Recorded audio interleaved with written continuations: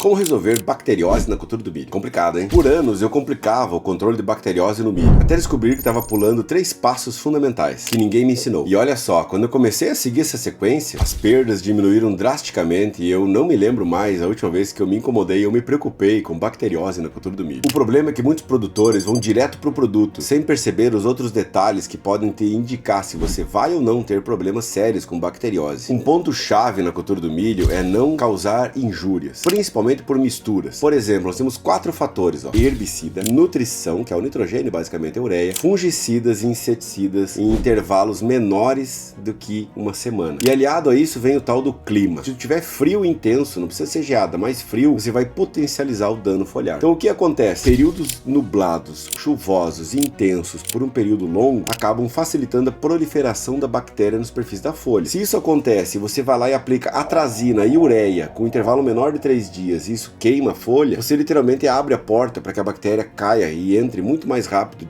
para dentro da folha, aumentando os sintomas. Mas isso, calma, você não vai ver nesse momento, você vai ver isso lá na frente, quando o teu milho já estiver grande, a bacteriose severamente pegando bacheiro, aquelas folhas amareladas, como essas fotos aqui, mostrando a agressividade dessa doença e o prejuízo que você vai levar. Qual o resultado de não entender isso? Atrazina perto de geada ou de frio, a própria geada, um frio intenso na mesma semana da aplicação de ureia que você entrou com um inseticida que é muito oleoso para cigarrinha, acaba tendo doença que você não controla, planta sofrendo e investimento que se perde. E agora eu vou te mostrar exatamente quais são os 3 passos que mudaram completamente a minha prática de campo para manejar essa terrível doença do milho. Primeiro passo a ser atendido para você entender: não dê fito no teu milho. Eu sei, é complexo, é difícil. Hoje a gente tem que, desde o palito, quando o milho emerge, nessa fase aqui, fazer aplicações para percevejo, depois no V2 aplicações para cigarrinha, aí tem que fazer os tratos culturais de planta daninha com herbicidas, né? Mesotriona, tembutriona, atrazina, terbutilazina, glifosato. Só isso por si só já dá uma estragada no milho. Ainda você plantou cedo, tem frio, vai ter injúrias por frio. No safrinha, pelo menos, isso é o menos maligno possível, mas chuvas intensas também vão ajudar. E no quadro geral, lembre, todo mundo quer se alimentar das plantas, né? Nós, os animais, os fungos e as bactérias. Que bactéria em geral, ela se prolifera na superfície da folha em condições de clima muito úmido, muito chuvoso, folha molhada intensamente, folha ficando mais de 16 horas molhada durante o dia. E com essa proliferação intensa de bactéria e as injúrias que a gente vem causando, muito óleo, adjuvante, solvente, inseticida, herbicida, a ureia que causa danos, é um sal, né, na